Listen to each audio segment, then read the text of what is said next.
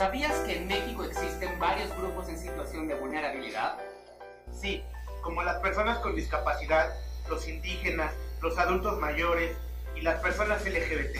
Sí, escuchaste bien, LGBT, las personas lesbianas, gays, bisexuales y todas aquellas con una identidad trans.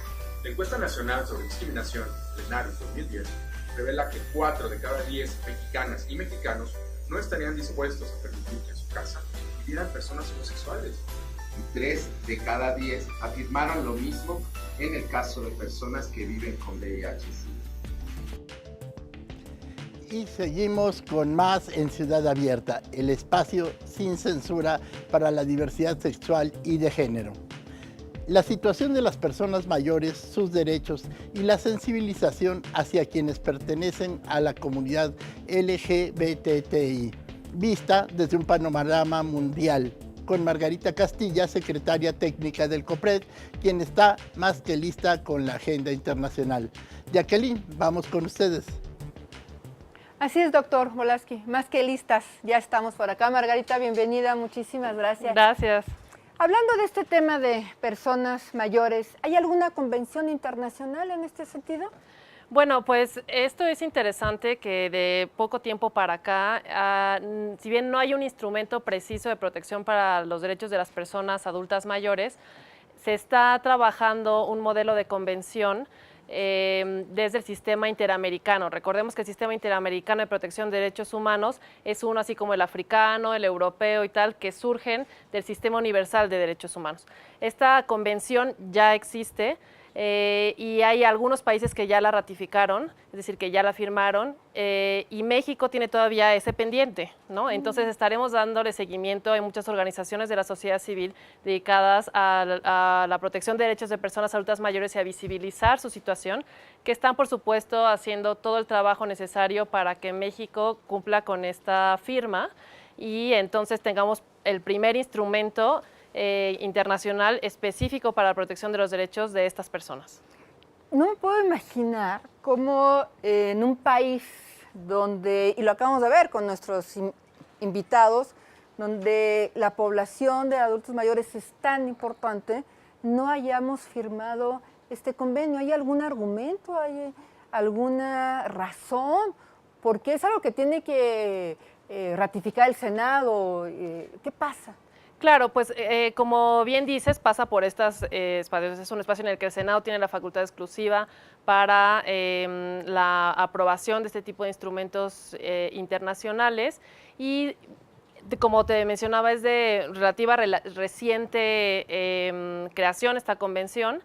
Y entonces, pues normalmente los países se dan su tiempo porque implican obligaciones específicas para los estados y muchas de esas obligaciones son en términos presupuestales, ¿no? Recordemos que los derechos económicos, sociales y culturales pues requieren avances progresivos, avances muy comprometidos por parte de los estados y a veces de ahí deriva la reticencia, ¿no? O la resistencia inicial, pero bueno, hay que ir combatiendo con estas cuestiones que también son culturales, por supuesto, y ver la forma en la que si bien los estados no están obligados a hacer lo imposible, están obligados a hacer algo y cada vez un poquito más y a no dar pasos para atrás, ¿no? Que es el famoso principio de progresividad y no regresión.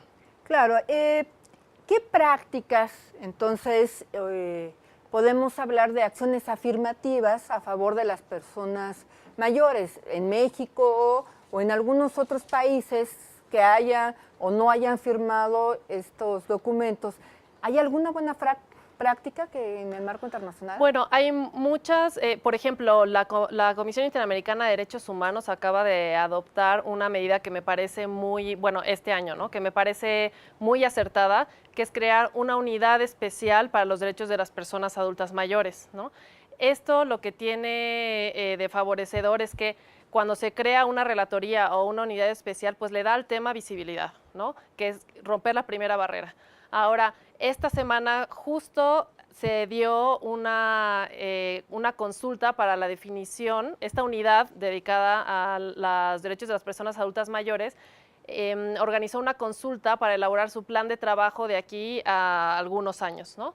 Y entonces, pues en esas consultas participan organizaciones de la sociedad civil, se realizó en Montevideo en el contexto de las audiencias de la Comisión Interamericana, y entonces ¿por qué es importante? Porque lanzaron una campaña primero de visibilización, es decir, se reconoce que a nivel internacional y en este caso a nivel de la región, falta visibilizar cuál es la situación real y que se necesita romper mitos en relación a, como ya lo han compartido quienes han estado aquí sentados, que hay que romper mitos en relación a las personas adultas mayores, ¿no? A qué se asocia con ellas, a qué se puede recuperar, cómo se están marginalizando, ¿no? De la vida.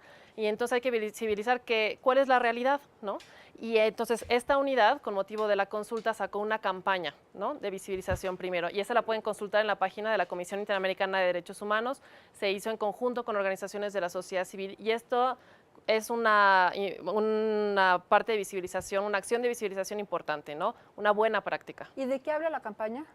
Bueno, la campaña justo habla cuáles son los derechos de las personas adultas mayores, habla de la necesidad de la relación intergeneracional, ¿no? Y ahora, bueno, hemos estado hablando de los derechos de las personas adultas mayores, pero aquí no hay que olvidar que los derechos humanos son interdependientes, ¿no? Claro. Y que la mirada de interseccionalidad de la discriminación, pues hay que tenerla muy presente, porque una persona adulta mayor está en una situación de posible discriminación, pero si se le suma ser de una población, de un grupo poblacional LGBTI, pues se suma y se suma y se suma. Entonces, buenas prácticas pues las tienen las organizaciones de la sociedad civil también, además de los gobiernos, que pues hacen cada vez más una política de cuidado especializada para estas personas. Margarita, pues como siempre, muchísimas gracias por acompañarnos con este espacio internacional y a ustedes muchísimas gracias también por habernos acompañado el día de hoy. Y vamos con el doctor Volaski. Gracias. Hemos llegado al final de esta emisión Ciudad Abierta. Es una coproducción de Ciudad TV 21.2, el canal de la Asamblea, con el Consejo para Prevenir y Eliminar la Discriminación de la Ciudad de México, el COPRED. Nos vemos el próximo miércoles. Hasta entonces, muchas gracias.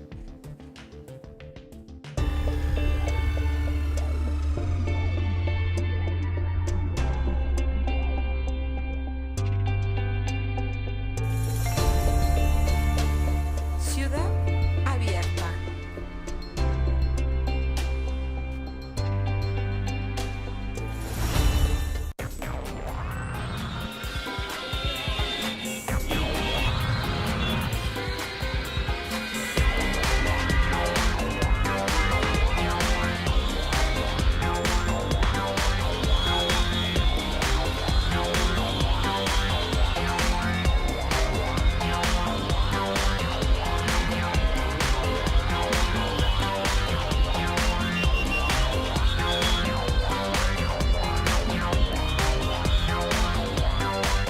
Ciudad TV 21.2, el canal de la Asamblea, presentó El ombligo de la luna, con la receta indicada para la neurona de el Dr. Volaski y la deliciosa conducción de Yasmín Alessandrini.